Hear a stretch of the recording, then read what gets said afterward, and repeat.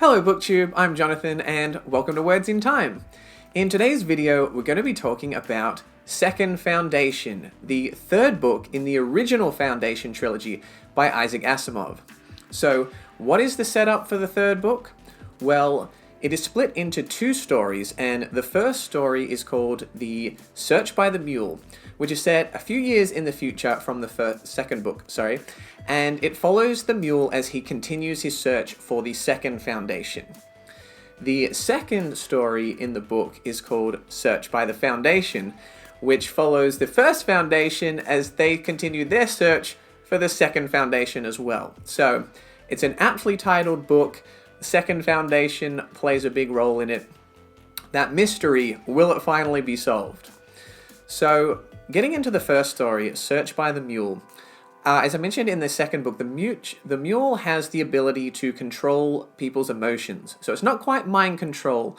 I can't tell you what to do or make you do it, but if I control your emotions, how you feel about things, I certainly have a great influence over what you will or won't do. Now, the mule has been struggling to find the second foundation, and he thinks, I can't figure it out, the people that work for me can't figure it out. Maybe the fact that I'm controlling their emotions, changing them, is affecting their ability to think for themselves. So he decides to take a particular soldier, this military prodigy.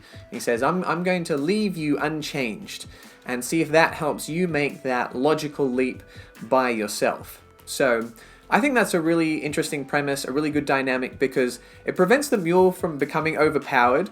He was a very strong character in the second book, and this dynamic, or the situation where he's no longer fully in control, I think helps the story a lot.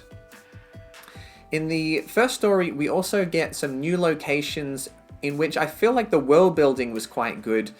The sense of place, the time, the culture, I thought were perhaps a little bit more interesting, a little bit more richly described in this book than in some of the other stories that we've had. So I like that.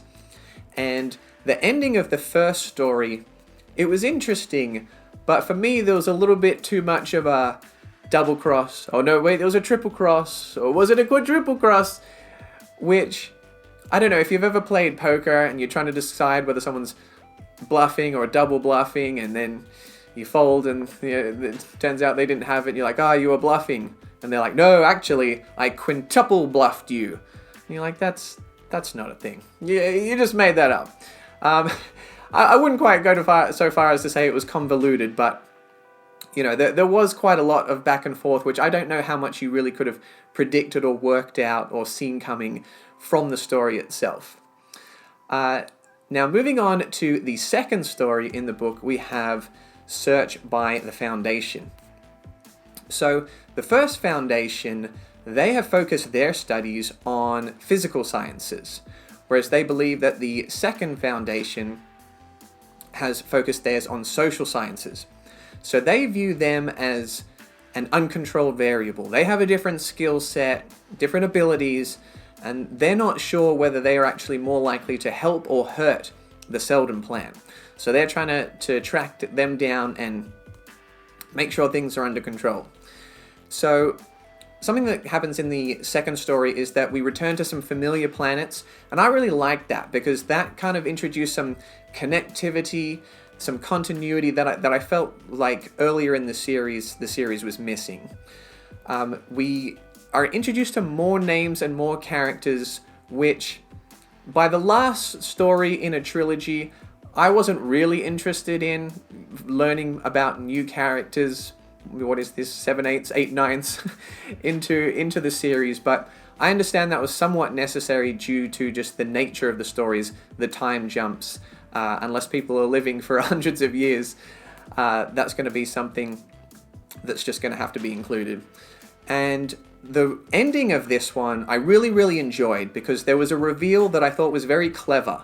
I thought it was very satisfying because it was logically derived from something within the story. There was an earlier clue, something that you could have worked out and didn't just feel like it was, we were following a train of red herrings and then out of nowhere we got a solution.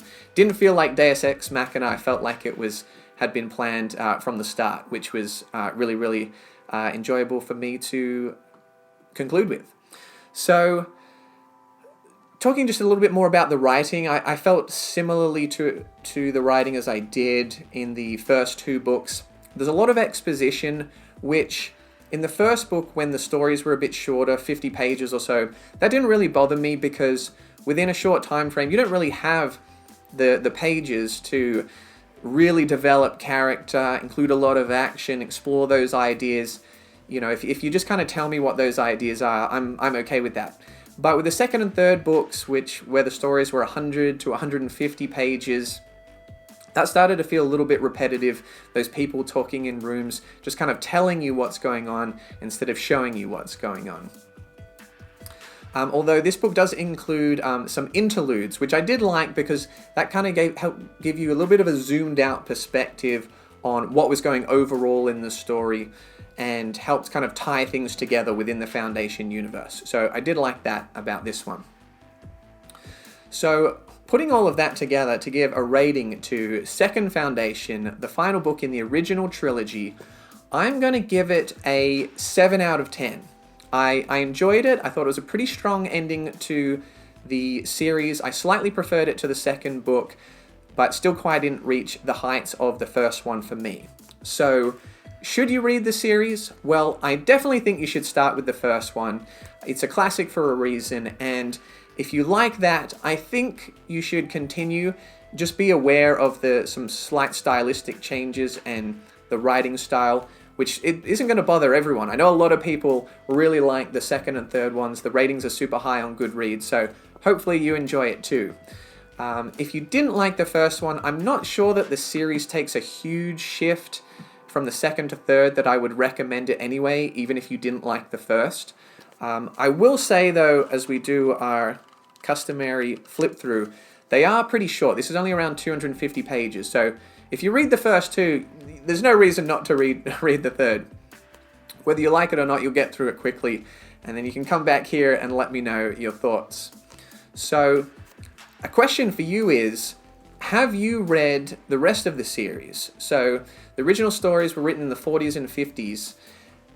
There is 2 sequels and a prequel that Asimov wrote in the 80s. So, I haven't read those yet. Let me know if it's worth it. If you've gone ahead, get down in the comments and give me a recommendation for the rest of the series.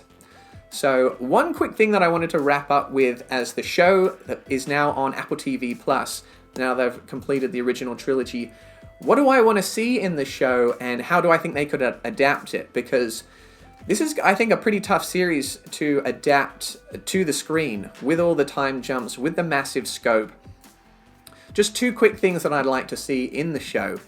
The first sort of concern that I would have is the lack of continuity, which I think with lots of characters cast coming and going, it's not a massive problem in the book because, you know, whether it says Sarah or Mary on the page doesn't make the biggest difference, but whether you have Billy Bob Thornton and then Jack Black from episode to episode, although that would be a pretty amazing combination, it might be hard for the audience to follow and to get invested in. So I would do as much as possible, as many holograms, have as many clones, have as many direct descendants as you can fit into the narrative, merge some characters, change some characters as need be, so that we can have the same actors across multiple timelines. Whether that's we've extended a character, or it's a different character, but we have a reason for them to look the same. Keeping those same actors across the series, I think, will really help benefit the continuity and us getting emotionally connected and invested to the story. And then my second item on my wish list, I guess, for the series would be to bring the Mule forward. I think the Mule is a great antagonist. We're not introduced to the Mule until the second book. I say bring them forward. Introduce the Mule into some earlier storylines, stretch out, increase their size, their role in the story. I believe this was done in The Expanse. Not an antagonist necessarily, but Avasarala in The Expanse. We're not introduced to that character until book 2, but I believe she's introduced to the series in season 1. Which I haven't watched it yet, but I've heard that was done to great benefit. So I'd like to see something similar done in Foundation as well. So there you go, guys. Let me know if you're enjoying the series so far, both the show and the books, get down in the comments, let me know. I'm excited for it, and I really appreciate you watching. Thanks as always for tuning in, and make sure to like and subscribe for more sci-fi book reviews, lists, ranks, all that sci-fi goodness, and more coming soon.